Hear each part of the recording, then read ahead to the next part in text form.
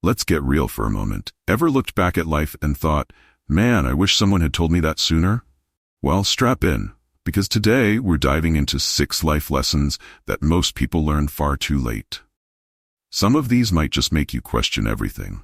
And before you think, nah, I've got life all figured out, guess what? You probably don't. And that's okay. Neither did I.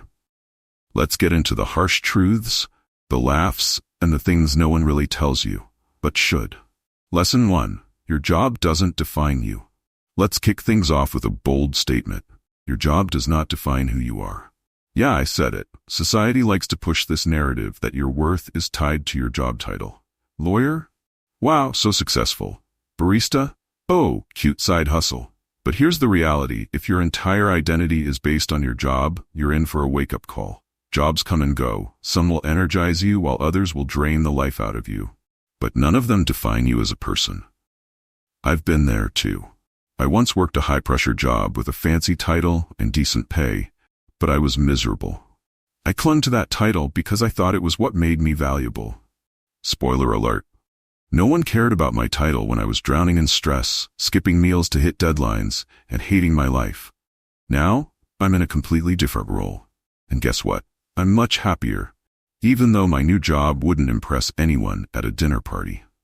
And here's the kicker. I don't care anymore. And that's the kind of freedom I want you to experience. When someone asks what I do for a living, I say, I'm a professional badass who values peace of mind. And that's how we should all introduce ourselves. Your worth isn't tied to your paycheck or a fancy business card. It's in how you treat people, pursue your passions, and live your life. Here's the thing.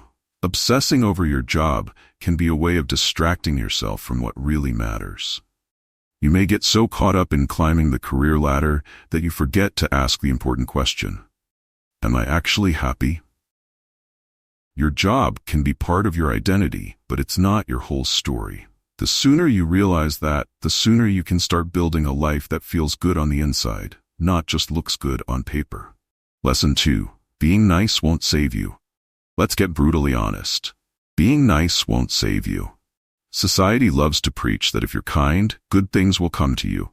But here's the truth. Being nice isn't some magic formula for success, and it definitely won't stop people from walking all over you.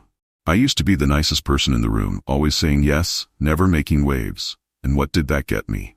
More work, more stress, and absolutely no respect. Here's the truth. Nice people often finish last because they don't set boundaries. I didn't want to upset anyone, and in return, I got steamrolled. People took advantage of my kindness because they knew I wouldn't push back. And the worst part? I thought being nice was the way to earn respect and kindness in return. Wrong. Turns out, being too nice just makes you available for everyone else's convenience. And trust me, that cape gets heavy. I'm not saying don't be kind, but too much niceness is a form of self-sabotage. If you're constantly bending over backward for others, you're teaching them that your needs don't matter. And guess what? They'll believe you. Saying no doesn't make you a bad person. It makes you smart. The moment I set boundaries, everything changed. I said, sorry, I'm swamped with my own work today. And guess what? The world didn't end.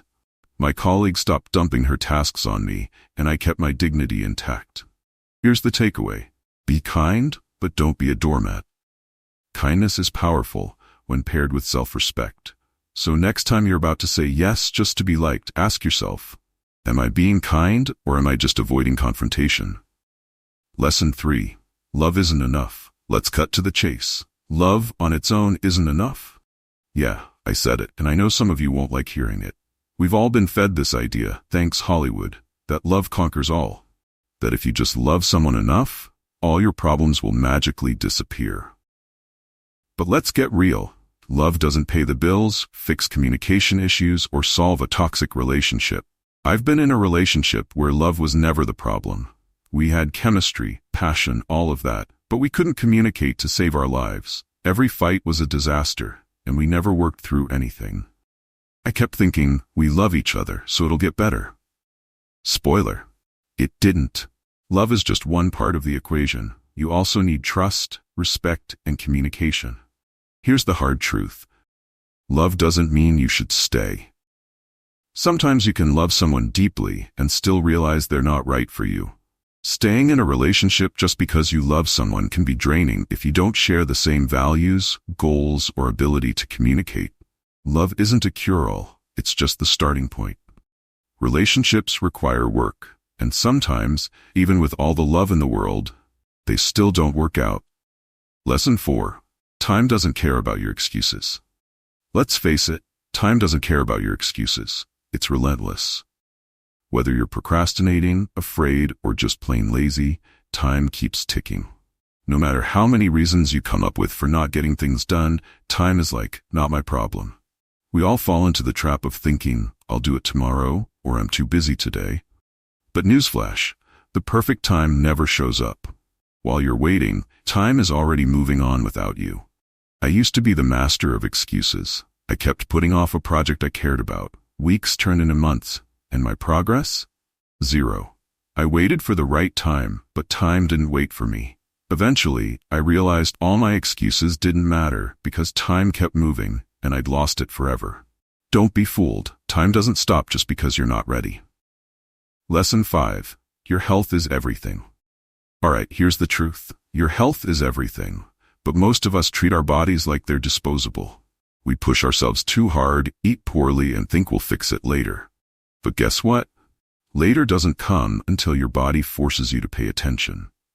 I was that person too. Always saying, I'll start eating better next month, or I'll exercise after this project is done.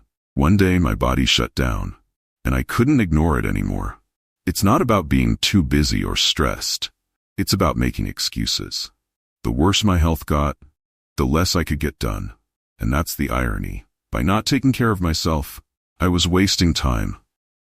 Your health needs to be your top priority. If you're too tired or sick, you can't be productive or be there for the people you care about.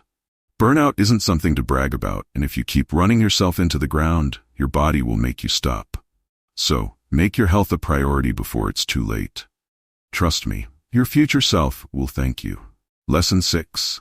The biggest regrets come from what you didn't do. Here's a tough one. The biggest regrets in life aren't from the mistakes you make, but from the things you didn't do. You won't regret failing at something nearly as much as you'll regret never trying. I've lived this. I had an opportunity to do something I was passionate about, but I hesitated, made excuses, and ultimately let it slip away. That regret stung more than any failure ever could, because I didn't even give myself the chance to fail. People rarely regret taking risks or going after what they want, but they do regret playing it safe. Safe doesn't lead to fulfillment. The moments I regret most in my life are the ones where I didn't take a leap. Playing it safe might feel secure, but it leads to more what-ifs than satisfaction. So, stop hesitating. Whether it's a big dream or a small adventure, take the risk. Trust me, future, you will appreciate it more than the comfort of playing it safe.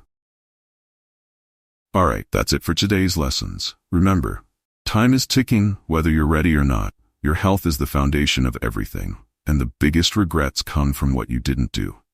Stop waiting for the perfect moment or letting fear hold you back. Start now. Whether it's prioritizing your health, chasing your dreams, or just taking that first step you've been putting off. Life's too short for excuses, so take control of your time, invest in your well-being, and live boldly without regrets. Trust me, your future self will thank you for it. If you found these lessons helpful, don't forget to share this with someone who needs that extra push, and hit that subscribe button for more life lessons and motivation. Now, get out there and make every moment count. You've got this.